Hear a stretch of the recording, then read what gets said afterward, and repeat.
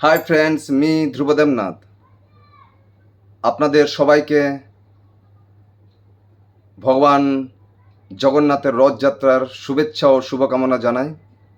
আজ একটি পবিত্র দিন, তাই সেই পবিত্র দিনটিতে আমি আজ আমাদের পবিত্র গীতা, যা শ্রীকৃষ্ণ নিজেই বলেছিলেন, যদিও ইয়া ব্যাসদেবে লিখেছিলেন, কিন্তু ইয়া শ্রীকৃষ্ণের নিজের মুখের বাণী।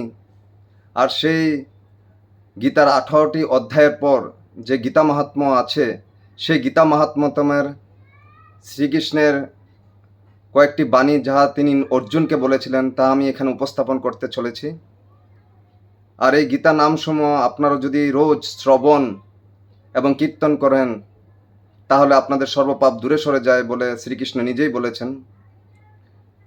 শ্রীকৃষ্ণ অর্জুনকে বলেছেন, হে অর্জুন, গীতা আমার হৃদয় স্বরূপ, গীতা আমার সার পদার্থ, গীতা আমার পরম শ্রেষ্ঠ জ্ঞান, গীতা আমার অব্যয় জ্ঞান, গীতা আমার উত্তম স্থান, গীতা আমার পরম পদ, গীতা আমার পরম গুহ্য, গীতা আমার পরম গুরু। গীতাকে আশ্রয় করি আমি থাকি, গীতা আমার পরম গৃহ, গীতাকে আশ্রয় করি আমি ত্রিলোক পালন করি।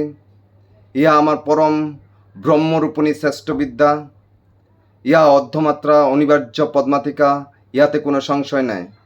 হে অর্জুন, গুহ্য গীতা নামসমূহ শ্রবণ করো এবং এই নামগুলো রোজ কীর্তন করো, তৎক্ষণাৎ তোমার সর্বপাপ দূরে সরে যায়।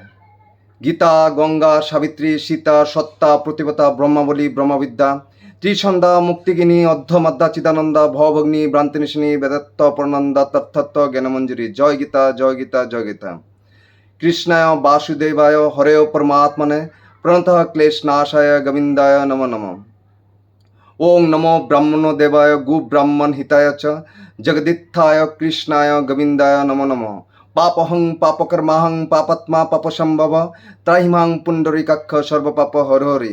কৃষ্ণায় বাসুদেবায় দেবকী নন্দনায় চ অশেষ ক্লেশ নাশায় গোবিন্দায় নমো নমঃ। হে কৃষ্ণ করুণা সিন্ধু দীনবন্ধু জগৎপিতে গোপেশ গোপিকা কান্ত রাধাকান্ত নমস্তুতে। হরে কৃষ্ণ।